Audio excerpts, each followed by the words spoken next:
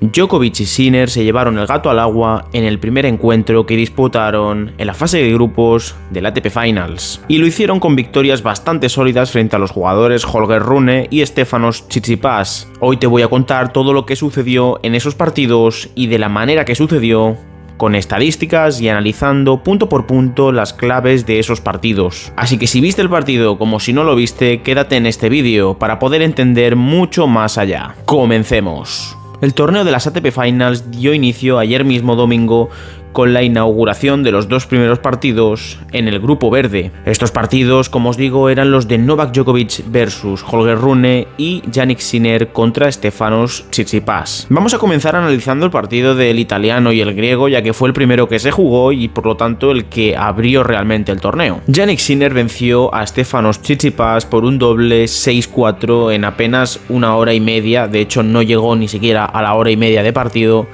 en un encuentro que dominó de cabo a rabo, de principio a fin, y en el cual Tsitsipas pues se le vio lo que ya veníamos anticipando, ¿no? Que no está a un nivel que para mí le vaya a hacer competir verdaderamente por ganar este torneo. Fue un partido, como os digo, muy dominado por el italiano. No enfrentó apuros en ninguna fase del partido. De hecho, ahora veremos un poco las estadísticas, pero os puedo adelantar que Jannik no tuvo que enfrentar ni siquiera una sola bola de break.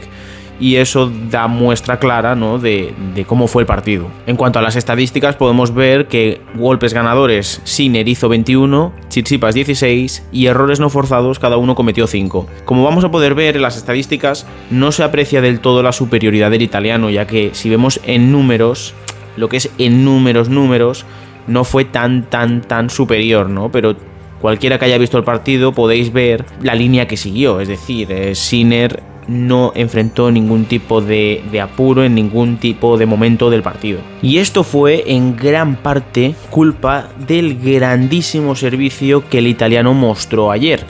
Un servicio prácticamente sin fisuras, en el cual metió un primer servicio el 71% de las veces que sacó. Tsitsipas solo lo pudo hacer en un 61%. Para que nos entendamos, de 10 saques que hacía Sinner, 7 entraban, y en cuanto a los que hacía Tsitsipas, de 10 entraban 6. Por otro lado, en cuanto a este primer servicio, Sinner, cuando conseguía meter este primer servicio, que era la mayoría de las veces, ganaba el punto en un 89% de las ocasiones, es decir, prácticamente infalible. Mientras que Tsitsipas no lo hizo mal, hizo un 70%, pero es un número que está un 20% por debajo del italiano. En cuanto al segundo servicio no hay mucho que comentar, ya que Sinner ganó un 60% de los puntos con segundo y Tsitsipas lo hizo en un 58%, un número muy igualado. Como os digo, el partido para mí lo decidió en gran parte el primer servicio de Sinner, con el cual consiguió 9 aces, y a pesar de no conseguir 50 aces, lo que consiguió fue que cuando metía el primer servicio, las devoluciones de Tsitsipas no podían ser muy buenas, es decir, estaba siempre muy limitado. A pesar de no hacer ace, Sinner conseguía sacar muy cerca de las líneas, muy en las esquinas del cuadro de saque, entonces le ponía las devoluciones a Tsitsipas muy complicadas. Sí que es verdad que no nos vamos a engañar, Stefanos no se caracteriza por ser el mejor restador del circuito, ni mucho menos, pero tampoco estuvo muy acertado con el resto y Sinner sacó muy bien. Por lo tanto, ahí tenías el cóctel perfecto para empezar ya el partido con una superioridad notoria. En cuanto a bolas de break, Sinner tuvo 5, convirtió 2 y, como os he mencionado anteriormente, Tsitsipas no tuvo ni siquiera una bola de break. Esto también nos enseña la realidad del servicio de Jannik en el día de ayer, ¿no? Un servicio, como os digo, sin fisuras, muy sólido, con el cual no tuvo ni siquiera que enfrentar un solo problema. Siguiendo con la clave esta del servicio, vamos a un dato que me parece interesantísimo, y es que Tsitsipas, de 36 puntos que disputó al resto con primer servicio de Jannik Sinner, de 36 puntos, atención a esto, solo pudo ganar 4, un número muy pequeño. Normalmente este número suele ser pequeño, porque evidentemente en el Tour todos prácticamente tienen un grandísimo servicio, y con un primer servicio en estas pistas que son rápidas ganas pocos puntos, ¿vale? Pero ganó un 11% de puntos con primer servicio el oponente, en este caso Jannik, ¿no? 4 puntos de 36. Sinner consiguió ganar un 30% de estos puntos, ganó 11 de 37, que es lo justo que necesitas pues para estar ahí presionando el servicio del griego constantemente. Lo vimos a lo largo de todo el partido. Tsitsipas no jugó un partido desastroso, pero sí que es verdad que no inquietó a Sinner en ningún momento cuando estuvo al resto. En cambio, Sinner sí que inquietó y bastante en varios tramos del partido a Tsitsipas en varios juegos, que le presionó mucho con el servicio con el resto, es decir, cuando sacaba a Tsitsipas. Y entonces para mí esa fue la clave principal del partido, más allá de que el italiano obviamente estuvo muchísimo más sólido de fondo, más sólido en la red, más sólido en general. Tampoco muchísimo más, no barrió al griego, que quede claro, no lo barrió, ¿vale? No lo barrió, pero en ningún momento del partido notaste, si viste el partido, nunca notaste que Tsitsipas le pudiera dar la vuelta, ¿no? Era como que siempre iba a remolque, siempre le costaba a veces mucho ganar sus juegos de servicio. En cambio, Sinner le iba todo rodado, ¿no? Ganaba sus juegos de servicio, yo que sé, en 2 minutos, ¿no? Te hacía 2 seises, un saque que no tenía devolución y un saque y una derecha ganadora, por decir algo, ¿no? Eran juegos bastante más rápidos que los de Stefanos. De hecho, finiquitó el partido en apenas 1 hora y 25 minutos. Lo cual, y ya para finalizar el análisis de este partido, no sorprende a nadie. Yo creo que todos veíamos que Sinner viene mucho más superior que Stefanos a este torneo. De hecho, para mí y para muchos, es uno de los grandes favoritos a ganarlo.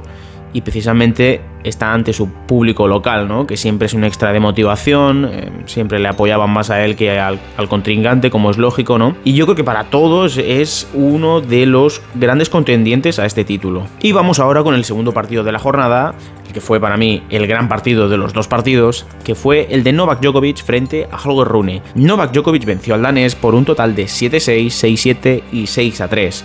En un partido que a mí personalmente me sorprendió y mucho. Holger creo que dio muchísima más batalla de la que muchos esperábamos, entre los que yo me incluyo, porque evidentemente Rune no venía en las mejores condiciones en cuanto a juego, ¿no? En cuanto a solidez de juego. Pero esto nos demuestra una vez más que Holger Rune tiene un arma que no muchos tienen, de hecho casi nadie tiene en el Tour, y es un arma con la cual es capaz de doblegar a Djokovic en tramos del partido. No me preguntéis por ese arma exactamente, pero el caso es que la tiene esa llave secreta por la cual casi siempre o siempre en los partidos que se ha enfrentado contra el serbio le ha hecho sufrir o incluso le ha ganado. Recordemos la final de París del año pasado. Pues como os digo, ¿no? Es un jugador que es capaz de hacer daño a Djokovic. Tiene algo, tiene esa garra o ese desparpajo, podríamos decir en muchos casos, porque los que visteis el partido también vimos, por ejemplo, el desparpajo de Rune en muchísimos tramos del partido, sobre todo al resto, pegaba unos golpetazos de resto que Djokovic se quedaba alucinando un poco, ¿no? Un partido muy, muy, muy igualado, que los 2 primeros sets se tuvo que decidir por un tiebreak. He de decir que ambos sets comenzaron con ventaja para Rune,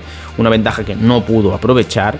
Y es que el danés jugó mejor cuando iba el partido igualado o incluso por abajo que cuando iba por delante, ¿no? Cuando tenía break arriba y servicio era cuando más dudas le entraban. En cambio, cuando el partido estaba muy igualado o cuando estaba la cosa muy, muy crítica, ¿no? Momentos críticos del partido, ahí es cuando sacaba su mejor tenis. Y al igual que en el partido anterior, si vemos las estadísticas, vamos a ver unas estadísticas bastante igualadas, por las cuales Djokovic sí que es verdad que tiene mejores números, pero tampoco arrasó a Rune y el resultado es prueba de ello, ¿no? Tampoco creo que fuera el mejor partido de la historia de Djokovic, pero en su línea, ¿no? A pesar de estar ahí al borde del precipicio, siempre consigue sobresalir en esos momentos tensos. Y ahí es donde se marca la diferencia siempre en estos partidos para Djokovic. En este caso vamos a ver las estadísticas del saque, ya que normalmente esto suele decidir en gran medida estos encuentros, ¿no? Porcentaje de primer servicio metido dentro, Djokovic tiene un 69% y Rune un 61%. Un número que está tan ajustado que para mí no tiene importancia más allá, es decir, este número no decide un partido. Luego tendríamos los puntos ganados con primer servicio, en los cuales cada uno tiene un 74%, número igual, un 74%. En cuanto a los puntos ganados con segundo servicio, Djokovic tiene un 41% y Rune un 42%, es decir, un número prácticamente igual. Winners, Djokovic 39, Holger Rune 48. Recordemos que estos números se calculan en base también, sumando los winners de servicio, es decir, los aces, en los cuales Rune hizo 18 y Djokovic 10. Vimos a un Holger Rune que sacó muy, muy, muy bien, un grandísimo saque, que sobre todo metía mucha presión a Djokovic, incluso en los segundos servicios.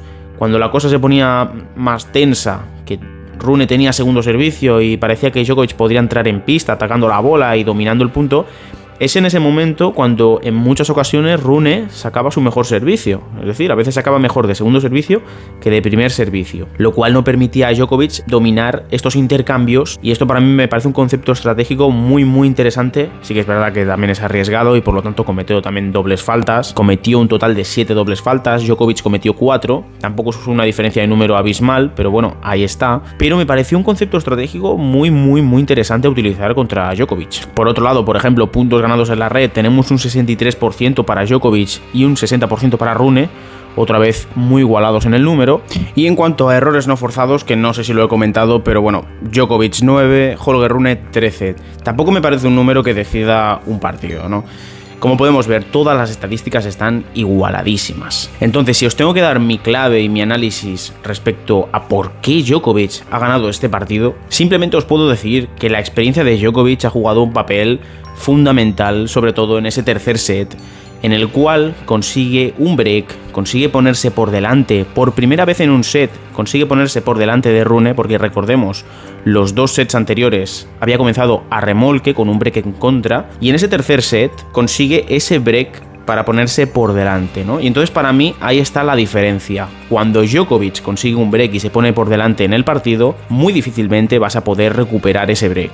En cambio, cuando sucede al contrario, es decir, cuando Rune consigue un break y se pone por delante en los 2 sets anteriores, Djokovic es capaz de darle la vuelta, y es algo que Rune no puede hacer, entre otras cosas por la experiencia, por los nervios. Recordemos, Holger debutaba en este torneo también, es un gran torneo, hay presión, es un gran rival, y para mí la experiencia juega un papel fundamental en este tipo de encuentros en los cuales tenemos a un Rune que no es capaz de aprovechar la ventaja en los 2 sets anteriores, se va al tiebreak en los 2, hay mucho cansancio también, ¿no? Y básicamente Djokovic le da la vuelta. En cambio tenemos un tercer set en el cual Djokovic se pone por delante y ya con su servicio le sirve, es tan sólido que le sirve para llevar esa ventaja hasta el final y conseguir la victoria en este partido, ¿no? Porque como podemos ver, si vemos las estadísticas, estuvo todo igualadísimo, pudo haber caído tanto de un lado como del otro, pero casualmente, y para mí no es casualidad, siempre cae del mismo lado. Y esto mucha gente lo puede llamar, oh, no, es que tiene suerte. No es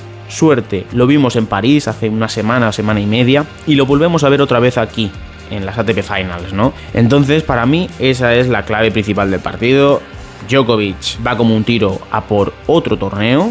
Me parece que sería el 7º torneo de ATP Finals ya, batería un récord, me parece que está igualado a 6 torneos con Federer. Recordemos, con esta victoria se asegura el número 1 a final de año, por lo tanto es otro logro más. Acaba como número 1 por 8ª vez en su carrera, aumenta aún más este récord que ya tenía y agranda aún más la leyenda. La jornada de hoy nos traerá a Alcaraz, Zverev, Medvedev versus Rublev en el grupo rojo, y bueno, ese resumen ya os lo traeré mañana, así que estaros atentos al canal para no perderos las novedades y estos análisis, que si os gustan pues os invito a compartir, a darle like y sobre todo, muy importante, a suscribiros al canal para no perderos más contenido y, como os digo, seguir el día a día de este canal.